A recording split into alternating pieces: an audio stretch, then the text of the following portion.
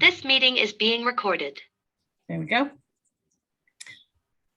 Once again, welcome everybody to today's BrEPS seminar. And as we've discussed, these sessions are recorded and will feature on our website and social media platforms.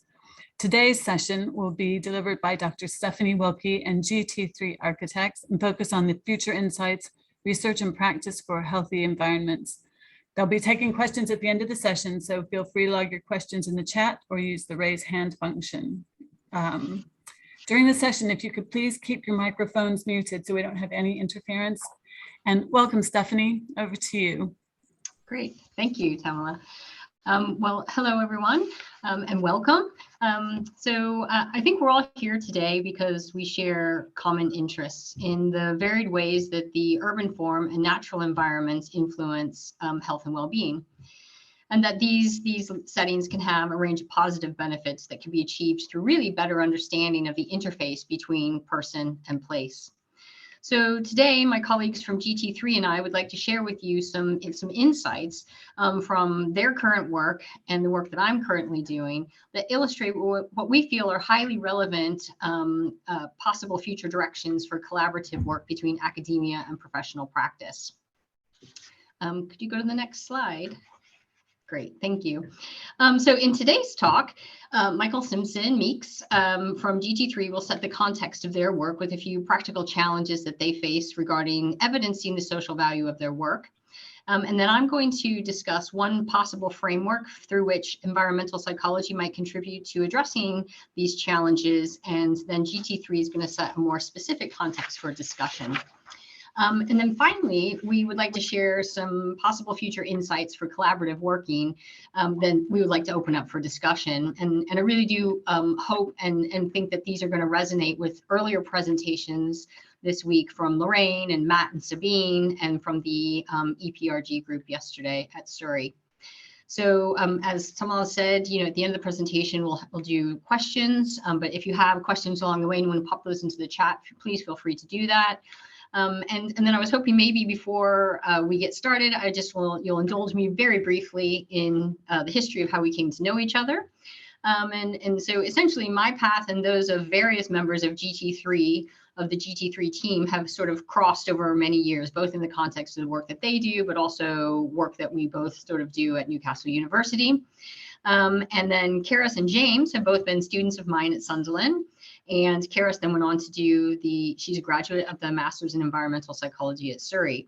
And then eventually, and really to a very large extent, fortuitously via BrEPS, Michael, James, Karis, all of their paths converged at GT3. So, it's really a small world. We say it's a small world in academia, but I think it's just a small world when we all share these similar interests. And really what seems to bring us back together is this mutual interest that we have in the person aspects of design. And on that note, I also want to say hello to Gabor, another one of my students who I think is in attendance today. So that's great. And then I'll go ahead and hand over to Michael. Thanks, Stephanie. And it's lovely to be back doing work and talking with BrEPS again. I always have a fantastic time working with them, and I scribble so many notes. I'm an architect by profession. I also teach at the University of Newcastle and at the University of Northumbria, with a particular focus on cross-disciplinary practice. And so it's fantastic when I go really cross-disciplinary, I feel, and reach a bit further afield than the construction industry. Stephanie mentioned before about us all sort of sharing a common interest in natural or the built environment and how it's shaped. And really for the architectural profession, and I'm going to speak for the architectural profession a little bit here, that's probably the reason that we got into practice in some shape or form, is to have a direct influence over our physical environment. And a common misconception, if I'm at a social event, I'm always having to disprove them, is that architects are only interested in walls and roofs and floors and the construction aspects of buildings. And lots of people could be forgiven for thinking that, because we do a really good job as a profession at fooling people that is all we're interested in. And believe me when I say I could talk for hours about the colour of tiles on the outside of a building. So, forgiven for thinking so. However, beyond the aspects of the physical, beyond those sort of components, we are genuinely interested in social value. And I guess that's because the walls and the roofs and the floor are there to shape space and place that people occupy and inhabit and use. And so I think it's fair to say that we have we feel a responsibility towards how our built interventions impact society. Now, social value within the architectural profession is talked about more and more at the moment. It's becoming a hot topic, partly because of the way our procurement system works. So public sector procurement at the moment requires us to declare our approach to social value, whether that be environmental or social or economic, or hopefully all three. And so we are talking and articulating our approach to that more.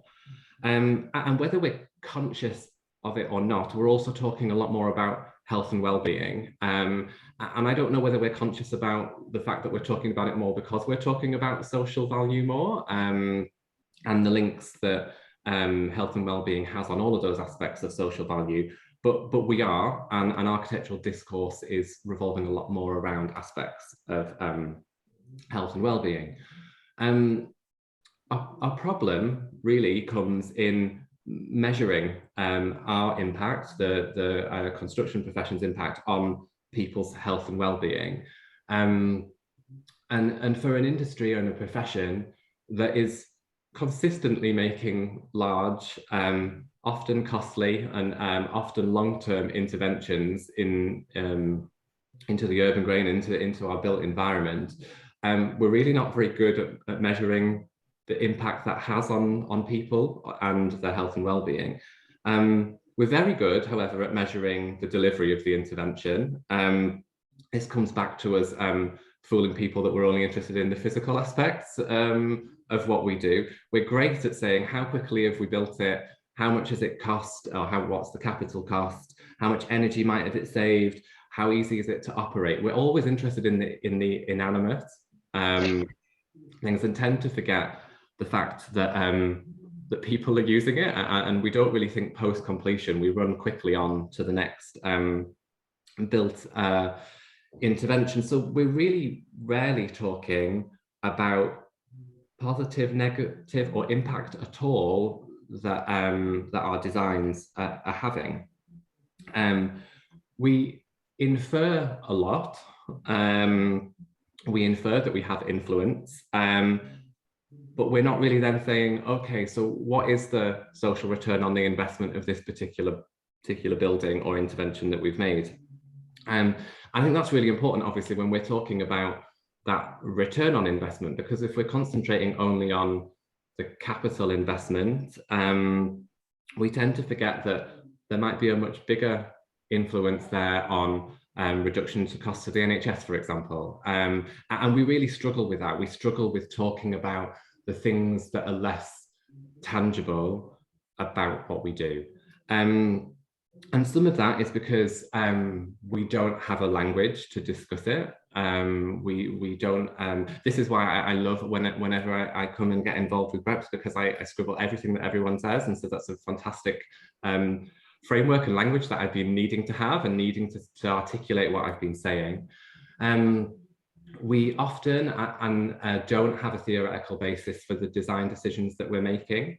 So we are doing things on presumption, and then we don't have the tools to measure the value of the interventions that we're making beyond the physical. And that is where I'm going to hand back over to Stephanie. Okay. Thank you. Thank you, Michael. So I think you raised several important challenges that you encounter in your architectural practice, and the issues around having a common language, tools for both evidencing outcomes and also ensuring that specific and often minimum information in terms of how projects were designed and executed and that sort of thing, are included in project reporting. And, there's challenges around a kind of clear integration of theory. And sometimes, quite surprisingly, we find that that's also missing from the conversations in environmental psychology too, and other social sciences that work and bridge the, kind of environmental context. And so I tried to think about these challenges somewhat metaphorically in that, and I'm not trying to play to, the stereotype that you were just trying to dismiss, but I think, we have our strengths and we play to those to some extent. And in that regard, architecture and urban design obviously are focusing on the physical structure of places and, that have that potential to enhance our well-being. That's what you do. And it seems to me where environmental psychology has the potential to, sort of complement that and add value is providing the structure for those kind of less tangible things that you were talking about by using those frameworks and theories that we develop that we normally need to guide our academic practice and our academic research. And, so that those things can be quite transferable to what you do. So these frameworks and theories can be used to guide design and evaluation from the outset. So from that very initial stage of any project. Of course, we can bring add value with our expertise in the person's side of things methodologically. How do you go back and find out, for example, what that kind of influence is on communities and individuals? And then, I really think most importantly, where there's value to be added is through mutual learning between disciplines, because that enhances everything we do. So for example, it's interesting to me to know how and why are the decisions being taken when you're making these design decisions, and then then being able to reflect on, okay, so that's interesting in the way that decision was taken. So how can this then help me to shape my academic research practice so that I can show clear links to impact between what I do and what you're doing? Next slide, please. So, right, these same challenges around language, tools, and theory have actually been central to my recent work, particularly the work I've been doing with my colleague, Nicola Davidson, who is an expert in health behavior change, intervention science. She actually works in the context of occupational health. But and in a recent paper that we published in the Journal of the British Academy, Nicola and I developed a framework. And I must give credit where credit is wholly due. And this framework was built largely on the work of Melissa Marseille and her colleagues, and she talked about that yesterday, as well as the work of some frameworks by Shanahan and Bratman. And we developed this framework, which we thought may be able to help to address some of these challenges that we've been discussing so far. And specifically, the first thing we wanted to do when we were kind of developing and extending the frameworks is we wanted to disentangle the concepts of pathways and mechanisms, because when we talk about issues of common language, what we find many times is that the same words mean, words are used interchangeably, and then no one knows what they mean. So we propose that pathways like environmental exposure and environmental experiences address the question of the kind of whether or not that these things have an influence on health and well-being. And if you look in the diagram that's on the screen here, we have these pathways of exposure and experience, and kind of linked to those and operating across both of those are different domains. So exposure and experience also kind of, there's a question as to whether they operate through reducing harm or causing harm, restoring capacities and building capacities. And we refer to these as pathway domains. And then what we attempted to do was then move on to explain the how. So how does this happen? By suggesting that there are various mechanisms of influence that, again, can operate under multiple pathways and or domains. But this is where we really started to try and integrate quite explicitly to various theories. And you can see, for example, in this figure that we have restoration and positive emotion linked to art and SRT. So attention restoration theory and stress reduction theory. And, both of these can operate, for example, in the experience pathway and through the restoring capacities domain. But, they potentially also can operate in the building capacities pathway domain too, if we take a more instaurative approach like Ellie Ratcliffe and her colleagues are working on right now. So, I think there are different ways where we can look at this, and depending on that, it can link to different domains. But the mechanisms theoretically underlying that are, relatively consistent.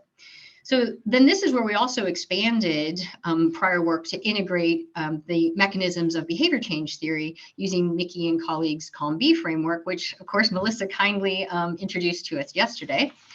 And then this led us to another unique aspect of the work that we did in trying to extend this framework about pathways and mechanisms, was we also tried to map this onto, we thought about mechanisms, we also then wanted to make the next step, because we felt this disjoint between mechanisms and outcomes in terms of behavior change techniques. And so we really wanted to look at whether or not we could map existing interventions onto behavior change techniques commonly used in the health behavior change intervention world, and then link those onto the outcomes that were effective. So, I hope, and the intention behind this framework and the development of it was really that frameworks such as this and those of the other researchers that I mentioned today can start to provide a guiding structure for colleagues who are designing those interventions that we usually come to after they've been completed, and we want to look and see how effective they are. So maybe this can be something that'd be really useful for them starting earlier on. And then at that point, I think I'll stop and hand back to you, Michael. Thank you. I think when we've been reflecting both at GT3 and wider, we've noticed that our industry is adopting language that's linked to the framework that Stephanie's just talked about. So we are seeing much more research done into air quality and to natural light. There are every buzzword to do with biophilic design gets thrown around everywhere, and claiming that it's important for health and well-being, but not really talking about why or how. So we're kind of getting parts of the puzzle thrown at us, and maybe not talking about, well, actually, these parts around air quality are linked to reducing harm and linked to exposure, for example. So we're beginning to see it, but I'm feeling like, as Stephanie said, without this common language, we're kind of blindfolded in some ways into what we're able to do. And I guess playing into the stereotype, I'll do it myself. We tend to stick towards the more tangible aspects. So we again, taking that framework, we tend to, in architecture, focus very much on the exposure part of the framework and less on the experience part. So we rarely talk about behavior change and behavior change models. We in particular don't talk about the way our designs may influence that and play a part in that thinking. But it's not for want of trying, I think I'd probably say, and I think it's not for want of reaching out. And there are practices out there who want to collaborate, ours in particular. And I think for us that means there's opportunity for proper cross-disciplinary collaboration. We often talk in architecture about having multidisciplinary teams. We're used to that within the construction industry. So I often work with project managers and quantity surveyors and mechanical engineers, all within construction. And I think, though, there's a real opportunity to broach further than that and to expand that particular team. And I wanted to offer a case in point, really, of a project that GT3 have been working on recently as an opportunity to show how we feel like that may be able to happen. So GT3 work across multiple sectors. Last time I've been at BrEPS, I've talked about our master planning and talked about our workplace experience, but most of the work that we do is build and design new build leisure centres. And we had a client recently who is a gym operator. So they run and operate gyms nationally. And they came to us asking our team, so myself and James and Karis and others, to have a look at the gym, the fitness suite where you work out, and to review that offer that they were making. Now, it's important to know a little bit of context for the leisure sector nationally. So 1 in 7 people in the UK have a gym or leisure centre membership. And people, we know that the people who use the gym part of the leisure centre, most people, or the large majority there, are white men aged between 25 and 35. What doesn't get talked about a lot is the other 6 out of the 7 people who are not accessing health facilities, and how we can design our centres to attract the other 6 in 7. Now, clearly there'll be lots of other factors at play that will link into why, but we're really interested in making sure that the way that we're designing our centres or gyms are not putting people off when they do get there, if you have the other sort of elements in play. So this particular leisure operator came to us and said, right, we want to stand out. Clearly we want more members as well, so it wasn't all altruistic, let's say, but they wanted to attract a more diverse audience, which will clearly have impacts on health and well-being, as that people are accessing health facilities. This is what they look like at the moment, their current leisure centre and their current gym offer. And we did a session with them understanding, the components of this. And they said, Meeks, we cannot understand why this is not working. We constantly review our gym equipment. It's always state of the art. That's an exciting offer. Why are people not? Why do we only have white men between 25 and 35 coming? And I could thinking, well, okay, I'm a white man. I'm just about still in the 25 to 35 category, just. I thought this would be a nightmare for me, in terms of it's a very masculine space. You're overlooked everywhere. There are mirrors. I don't like working out. I don't like watching myself work out. And often gym design at the moment is very internalized, the space. They almost make a selling point of it being this underground, dark environment, lit in a particular way. So that's what we had to work with. And look, there's a lot of things to unpack in a project like this. We, as the design team, are trying to balance brand, we're trying to balance technicalities of design, we've got cost to consider, we've got program. This one in particular was like, right, we've got 6 months, and then it needs to be finished. And clearly we're obviously also trying to understand the people who might be using the particular space. And at GT3, that's our starting point always. It's always, how are the people using it going to be feeling? And I think, I have my 2 learning colleagues in Karis and James helping guide us. And we can begin to think about connection to the outside, connection to green space, natural light, privacy. We can begin to think about prospect and refuge. We can basically try and to craft a space that people will feel more comfortable in, which hopefully will bring them there and keep them there once they are at the leisure centre.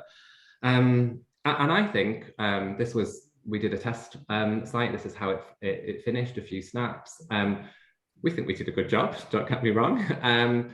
But from an anecdotal point of view, we can only measure qualitatively, and we didn't have the means to be able to sort of properly measure and properly test what we were doing and the way that we were doing it. And look, this is one example. We have probably 50 projects on at the moment at GT3, and that's one architectural practice. So I think it's more about the process that we go through and where the opportunities are and where we were crying out for support. Clearly we have some expertise and experience in-house and a little bit of capacity. but it's not all there. And so at the start of the project, access to research and to evidence is really key for us. And often that's difficult outside of architectural research that we can access ourselves. We find it quite difficult being able to, well, even to know what's going on in other fields. So that's a point there about being able to access research and evidence. We do an awful lot of user engagement, speaking to people who use prospective facilities or might do, and again, really needing support at that point to make sure that we're doing that in the right way, and we're asking the questions so that we can understand behavior and how people might use our centres. Brief writing and policy is really important for us, linking that in so that a brief at the beginning, we've understood objectives, we can factor in people components. So I talk about briefs as balancing three main aspects of desirability or suitability, so understanding people and behavior, feasibility, can it fit, and viability, can we afford it? And so often, as I said before, in the architectural profession, we focus on the easiest stuff that we can see, the feasibility and the viability, and we forget about the people in the equation. And what helps us with that is policy and guidance, because we've got building control and regulations telling us what we can do from a physical point of view, and we've got a cost consultant breathing down our neck telling us we can only do this, we can only spend a certain amount, and we really need some agency for the people aspects to be able to say, look, this is guidance and this is to balance the other components. There's then the design. I would love to have critical friends out there to join us through the design process and bring their experience and expertise in at that point.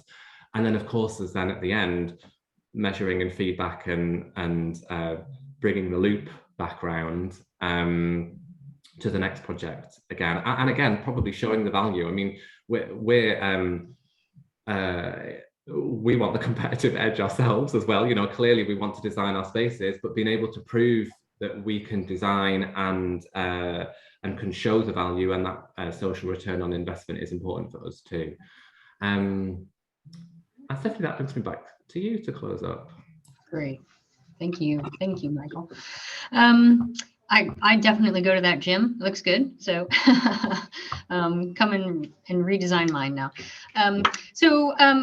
So in going forward, I'm just going to come back to something that Meek said, you know, in the last slide, or just before he talked about the current context and that particular project that they're working on. You know, in going forward, between us, we've been discussing how it seems like, and it doesn't seem that way. It's obvious, you know, we have different, you know, general remits and focuses in what we do. That's why we're in the professions that we are. And so it seems like if we think about those pathways, it's a lot more straightforward for architecture and design to focus on that kind of experience aspect of thing.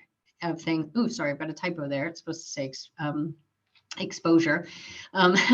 So the exposure side of things, and for us as social scientists to look at the experience side of things. And what we want to do going forward is to think about, really to start a conversation, you know, a more kind of an ongoing conversation about how we can actually bring those two things together so that we can find that space in the middle where it enhances everything that we all do.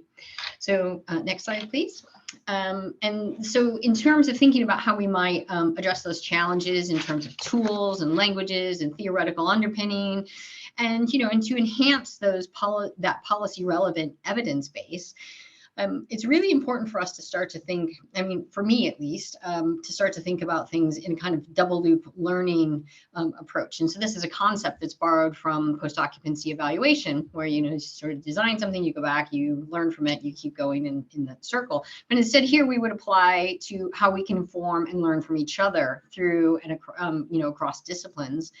I think another really, we probably also, I mean, I think I'm speaking for the others, but I certainly feel that there's also this significant opportunity in our respective professions, and that's why we're all here today, is to kind of start to foster and build awareness very early in our professional training, so that we know who to call, as it was, when we have a question, and we can foster that transdisciplinary approach, not only from the outset of project design, but from the outset of professional training, so that we start to become aware of each other and how we can work together at a very early stage, so that it becomes almost second nature, that those things become something we think about when we're doing our work, but also we know who to go to and make those connections with.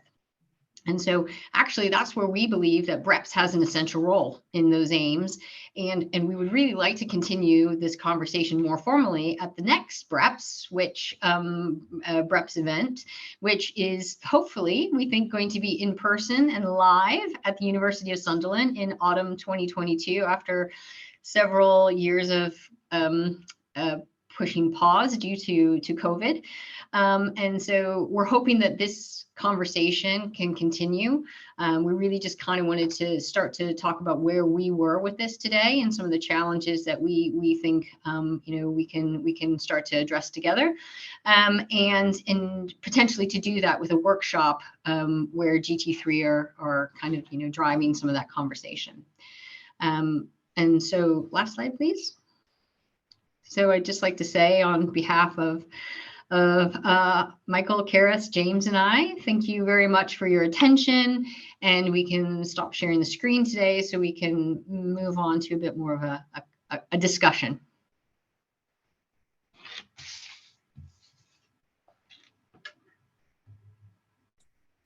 Thanks, that was brilliant. Really, really right up my street, I have to say.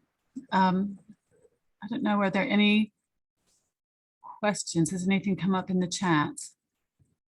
I have a few questions, actually. As an architect who's now in environmental psychology, a lot of what you talked about, Michael, really resonated with me, especially, and also Stephanie mentioned it too, about definitions. And there are just no definitions. And I mean, I've only just started my environmental psychology journey, but there's an office for place in the government, but there's no definition about what they mean a place is. So even just kind of that fundamentally, it's just really, I think, fascinating, really, really interesting. So yeah, talk more, see if anything's. Well, no, I completely agree, and hope I didn't say anything about architects that you don't agree with, but it is the language for me. That was the resonating thing that I found always through conversations with Stephanie and others, about saying, I just realized that I didn't have it there to articulate what we were talking about. We were talking about it, finding it much more difficult to have conversations because there wasn't a common language there to use. Also, I think one of the things that can happen is that there are different metrics for measuring. I mean, you talked about the different things that get measured with kind of outcomes for architects, but also it's just, and timescales. It's quite, yeah, I'm still kind of wrapping my head around it, but there's a lot to. Yeah, if I can just jump in there on a couple of points. So when we were talking about measuring, I was joking because I literally would put a number on anything. I love it. I'm like a statsy person and all of that. And I know, when we try to measure, I think when we were talking about measuring, it's really how do we evidence that impact. And certainly I've had to become a lot more comfortable with the value of other types of methods that allow me to get really interesting, nuanced information, certainly around things like barriers. So Meeks made a really good point about, okay, so there's 6 people out of 7 who don't go to a gym. Are those 6 people out of 7 meeting their physical activity guide, the guidance set out by the World Health Organization for health? Maybe they are, and they don't need a gym. Maybe 3 of those are, but then there's another 3 people who we really need to target and understand why are they not engaging with physical activity, whether it be in a gym or elsewhere. I'm sure his client would probably want to know why they're not coming to a gym and not care about anything else. But the point is, it can become quite difficult to understand those really complex reasons that he was alluding to for not engaging with the opportunity that's provided. So if you think about behavior change and health behavior in Susan Mickey's model, there's capability, there's opportunity, and there's motivation. And we do a lot of good things in terms of providing opportunity, but you build it, they don't come necessarily all the time. So how do we look at those other things in order to enhance that?